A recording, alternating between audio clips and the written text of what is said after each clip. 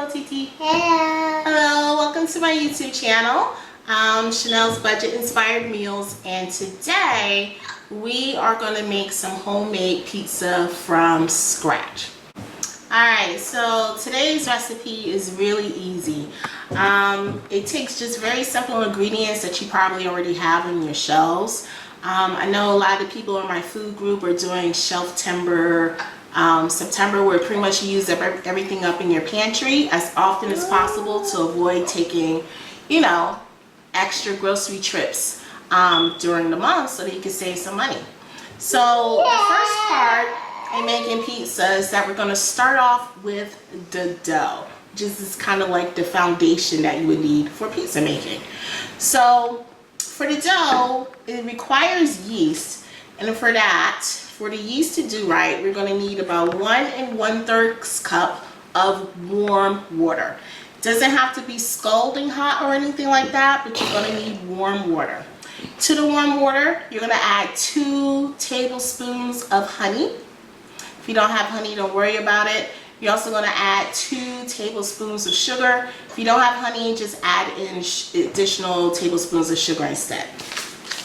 You're going to need 1 packet of active dry yeast. 1 dry yeast. Yes. Go in there. So what's going to happen is that we are going to bloom our yeast. And yeast loves warm, moist things.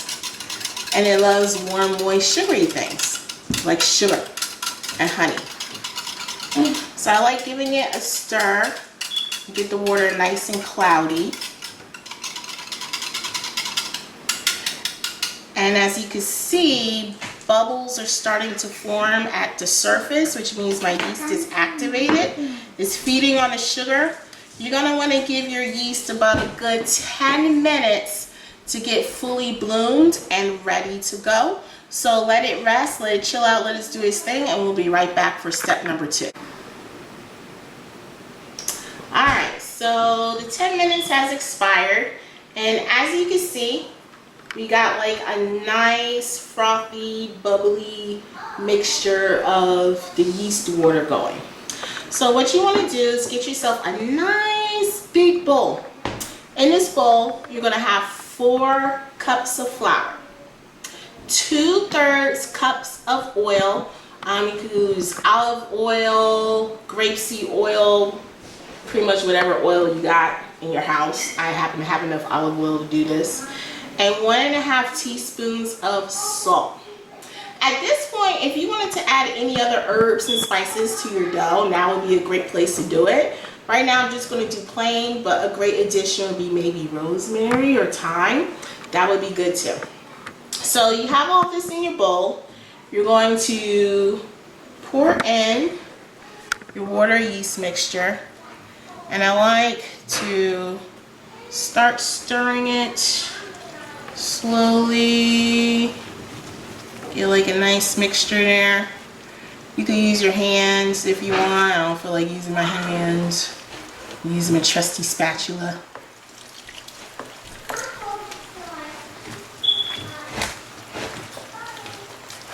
And just dump it all in there.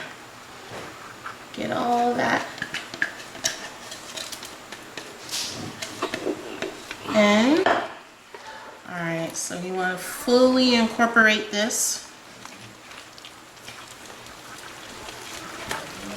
It's going to be kind of a wet dough to start off with.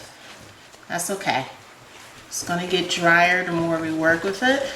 Use your spatula to do this kind of thing. If you notice, I'm folding it, but I'm also spreading it out at the same time. And that's going to help you to get everything activated. It needs to be activated, and when it comes to the kneading step, it's going to help quite a bit to get out the lumps and everything else. Alright, so we got that going. This dough's looking great. Now we want to bring this to our floured surface. Yeah, that's fully mixed in.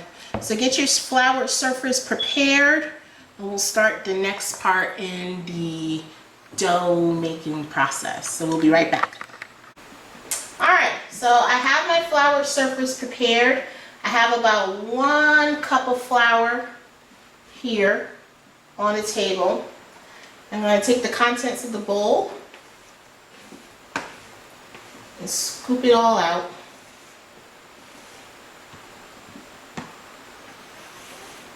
Try to get it as much as possible out there. And from here is the fun part. I said it before, playing with dough is like the adult version of Play-Doh, except you get to eat it. So you're going to work your dough. You're going to roll this around in the flour. The flour is going to get worked in the dough. And what we're doing is we're kind of doing like this over-under method while we're gathering up the flour. So do that. Work your dough. It's going to be a little bit sticky because you started off with kind of like a wet dough. But keep working in it. If you need to add a little bit more flour, because your environment is going to determine the texture too. If it's kind of hot and humid where you are, like it is where I am, you may need a little bit more flour. But keep working it for about a good 10 minutes. And then, yes, baby. And then we'll be right back. Alright, so believe it or not, it actually took me about, I would say a good 15 to 20 minutes of kneading this dough to get it to the consistency I wanted. So essentially what you're looking for is a very smooth surface. Look how pretty that is. Smooth surface. Yes, very smooth surface. Go ahead and tuck it under like this. You're going to form yourself a ball. Roll it. And in full transparency, it took me about like another 2 cups of flour to get this, because the dough was especially moist. Oh, look how pretty that is. You want to touch it? Yes. I don't know if it was just humid where I was, but it was. Yeah, so tuck it under. You're going to get it to a nice ball. Get yourself some oil in a bowl. Plop it in. Stick it in there. Make sure the glass, your bowl, whatever bowl you're using, you oil the sides. Get like a damp tea towel, and you're going to cover it up. And you wait for about 45 minutes, and the dough will be ready to knead out at that point. Alright, welcome back. So, as you can see over here, we have the dough. You remove the towel. It has doubled in size. You gonna push it down? Push it down. Oh, and it sinks. Alright. So, what we want to do now, take your pizza pan, whatever you're going to use. If you're using a cookie sheet like I am, or if you actually have like a actual pizza pan, awesome for you. Go ahead and oil it down with some olive oil. I should have enough dough to make 2 different kinds of pizzas. So let's push this down. Deflate. Deflate. No pepperoni today, babe.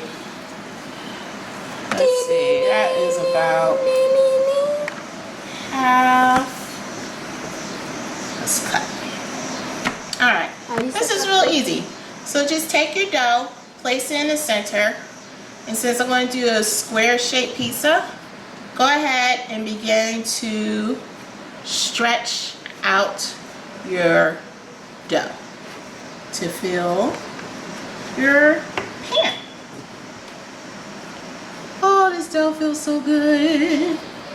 Just take your fingertips, stretch it out a little bit at a time, a little bit at a time.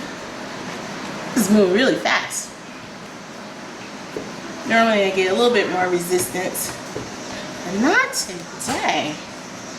It is working out pretty good. So the great thing about pizza, you could do whatever it is you want to do.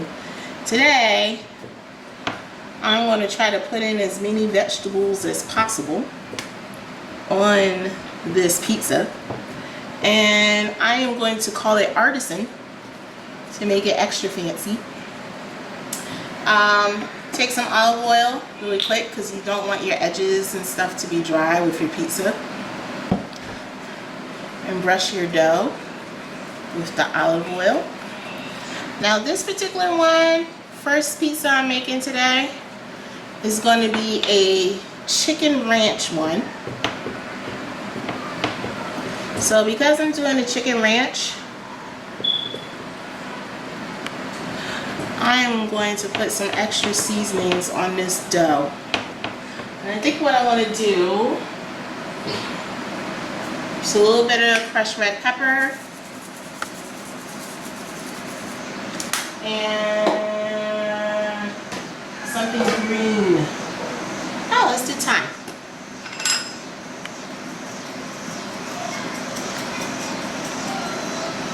Alright, so the first part, I made a sauce to go for the base of this pizza. This sauce is ranch, basil, and that's it. No, and crushed red pepper. So go ahead, put that out. You don't technically have to do tomato sauce. You could do whatever sauce floats your boat. So I'm gonna go ahead and spread this around. Figure we'll do something a little bit fancy. I think normally if you try to do something like this or get something like this at a restaurant, it's definitely gonna cost you an easy 40 bucks for a pizza this size. All these ingredients I got from Aldi, so I already know it's cheap. Alright, here for my topping, I got chicken breast, yellow bell pepper, and tomato. And they were all sauteed together. And garlic. Fresh garlic, of course. I'm gonna put that down in there.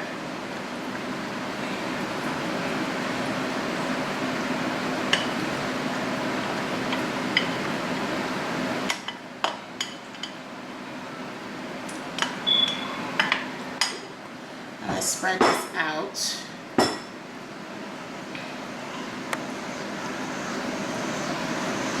Ooh, this is gonna be so good. So good, so good, so good.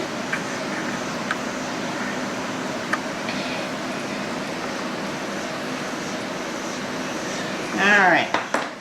So, for this pizza, since the colors are kind of like white and yellow, I'm going to do a white cheese. Not going to do the yellow cheese on this one. So for this one, I got some Italian style, which is like a blend of mozzarella, parmesan, and something else. I couldn't tell you what. Go ahead and sprinkle that on there. I'm learning more and more I make pizza. You don't necessarily have to put like a ton of cheese on. But if you like extra cheese, go ahead and put that on there. And then the second one, I think this is some type of Mexican cheese. It says Mexican cheese, so yes, shredded Mexican. I think it normally goes in quesadillas, but I just like the creamy texture of it. So we're gonna go ahead and put a little bit of that there. All right, so that's pizza number one. Done. Watch out, and Jam, I'm gonna put that over here. Alright, on to pizza number two. So once you finish dividing your dough and putting it into your pans, you're gonna go ahead and put it into your oven. I will say either between like 350 to 375 for about 15 to 20 minutes, and then your pizzas will be ready. And we'll be back.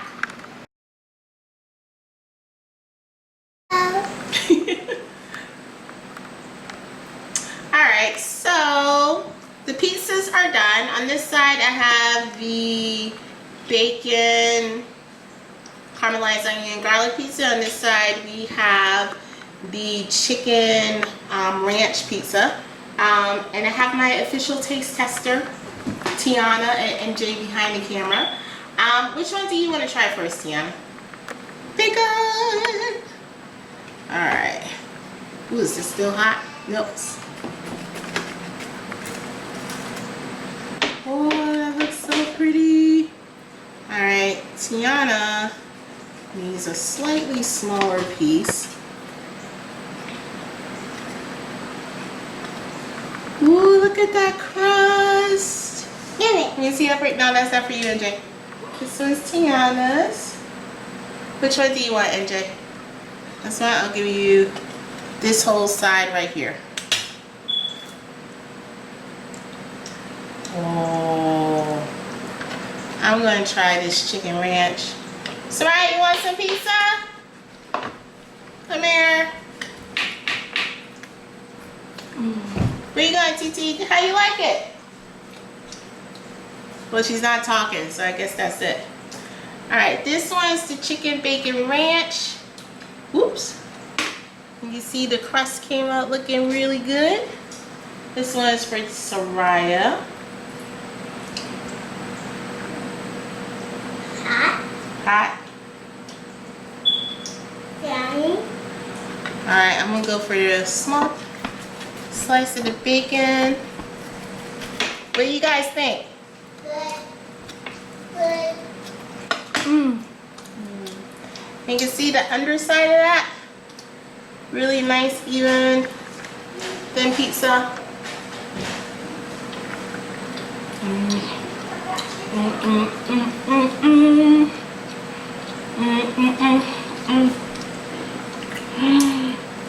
It's so good.